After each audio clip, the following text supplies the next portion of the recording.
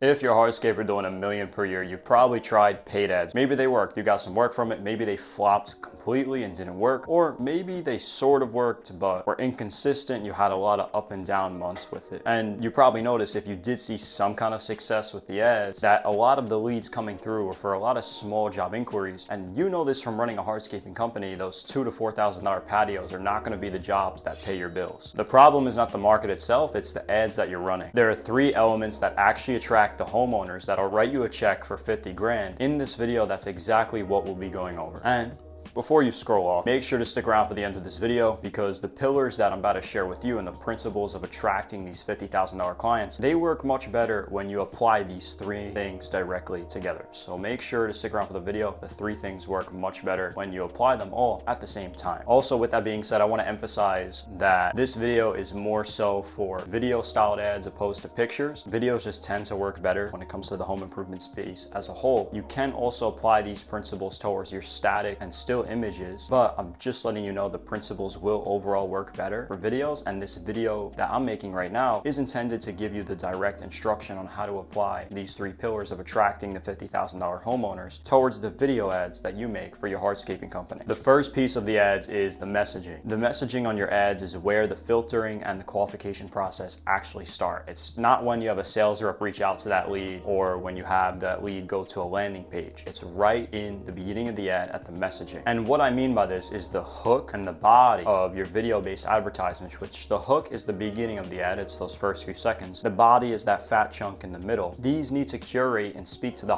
type of homeowners that you want to take on. Typically, what characteristics do they have? Higher levels of income, bigger properties and larger valued properties. As well, they're ready to get started in the next few weeks, and they value quality over quantity. You want to speak to these homeowners directly in the messaging. We at ScapeMax, we have a specific messaging protocol for our video ads that we give to our clients when they're filming, so they could get directly in front of homeowners that are making at least 150 grand a year, have a property valued at least 500,000, are ready to start building within the next 4 to 6 weeks, need an estimate within the next 1 to 2 weeks, and have a minimum budget of 20,000. For your sake, since you don't have that in-house framework, here's what I recommend you do. The hook is the beginning of the ad. Have the hook speak directly to the homeowners, like I said, that you want to take on, the wealthier homeowners. An example of this looks like this. For example, in the beginning of your ad, you're in front of your camera, you're on a job site. You want to say something like families in XYZ area, North Carolina, wherever you're at. Check out this $50,000 outdoor transformation. Or if you want to even get more specific with it, retired couples, empty nesters in Fort Lauderdale. Check out this $20,000 outdoor living space upgrade that we did for this retired couple in Fort Lauderdale. Something like that. At the beginning of the ad, I'm already throwing in filtering, I'm already throwing in qualifications. If someone doesn't naturally fit that criteria, it's not a high likelihood they're going to keep watching. This will also allow you to create much more flow in the middle of the ad, which is really the bulk of the ad, and that's going to be the more informative part of the ad for this homeowner. And then because you got very specific with your criteria of the project and the criteria of the homeowner at the beginning of the ad, in the middle you could go more into the breakdown of the pricing, how it works, the materials used, whatever techno block or specific pavers you're really doing there, that the wealthier and quality focused homeowners will find a lot of interest in. But message stays clear, the qualification starts in the hook and the body of the advertisement. Element 2 is disqualification, and just as how it's super important for the beginning and the middle of your ads to have messaging that's curated towards the high income homeowners in your area, you also want to have the ending of your ad, which is also known as the call to action, to be that final level of filtering and disqualification for the lead seeing your ad before they click on any opt-in form, contact form, or landing page. And by the way, for those of you who are still confused about how the ending of an ad should look or what the call to action should even sound like, the call to action, what that is the directions that you give to a lead after they'll be clicking on your ad. So for example, maybe you've seen one of my ads before. I say, click learn more now using the link below, fill out the questions and schedule time to book a call with myself. That's my directions to get people onto the phone to inquire about my done for you services. In the same way, we're going to have your own call to action for your ads, where you're having these homeowners inquire about working with you. But there's a level of filtering and disqualification that also occurs here, so listen up closely. Instead of just saying on the ad, click learn more for a quote,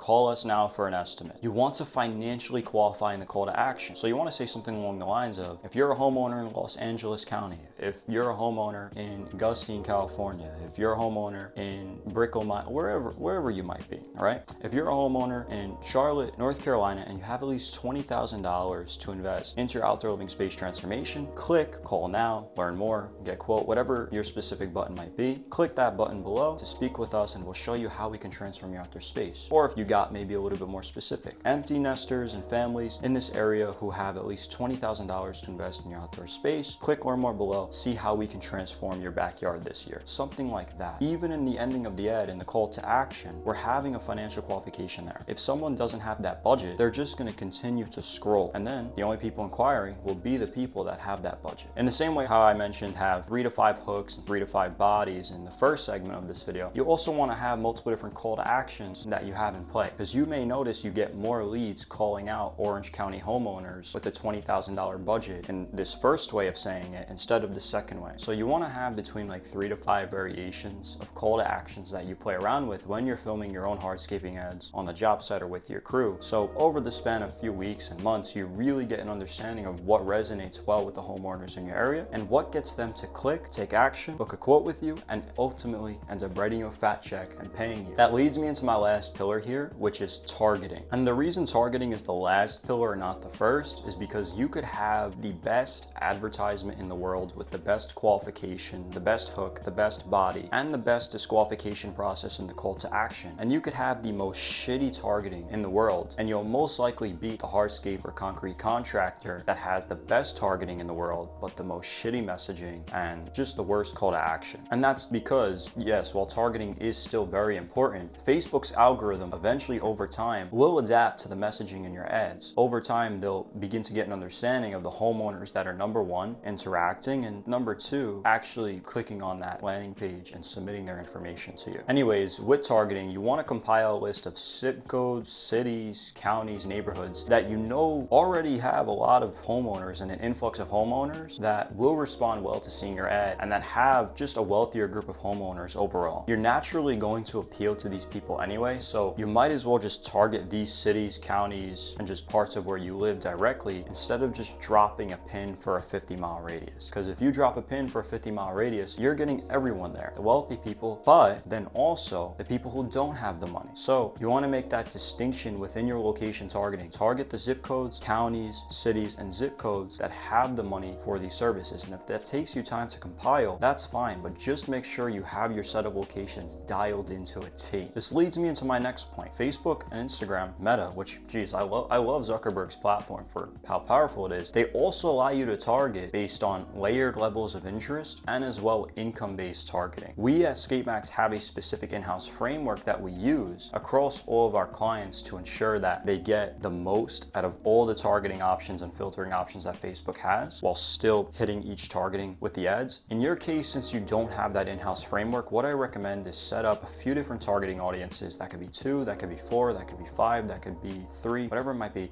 Have a few different targeting audiences and play around with the levels of layered interest, specific interest, and income brackets that Facebook has. They allow you to target specific incomes, they allow you to target specific interests. A lot of those interests are related to hardscape. Make a combination of a few set ones that you want to use for whenever you run ads. You could always pull them out of your back pocket and rely on those few. Eventually, you'll see which set of targeting brings you the best results. You just stick to that one for the long term. And like I said, we got so specific. Guys like Taven literally had like 20 to 30 grand a week using this system, and guys like Adam literally had $100,000 a month. So much so we had to pause his ads for over a month just because he got so busy and he had so many high quality homeowners coming in. With that being said, if you found some value out of this video, drop a subscribe. You already know this is free content for hardscapers just like yourself. We only work with guys like you pretty much for the most part. And if you apply whatever I show you in this video and it helps you get in front of those homeowners who can actually write you a $50,000 check or give you a $50,000 wire transfer, shoot me a DM. I'd love to hear your success story. But whether you're just here for the value or maybe you want to take some further steps on myself and have us install this system into your business, shoot me a DM on Instagram or Facebook, whatever you prefer, whatever social platform you have, and fill out the link down below if you also want to go about it that way. Either way, hope you found some value, not just some fluff here. This is exactly what we do with our in-house clients. This is exactly pretty much what we have conversation with them about, giving it all to you guys for free. So subscribe. Thanks for watching. Shoot me a DM. Follow me on Instagram as well.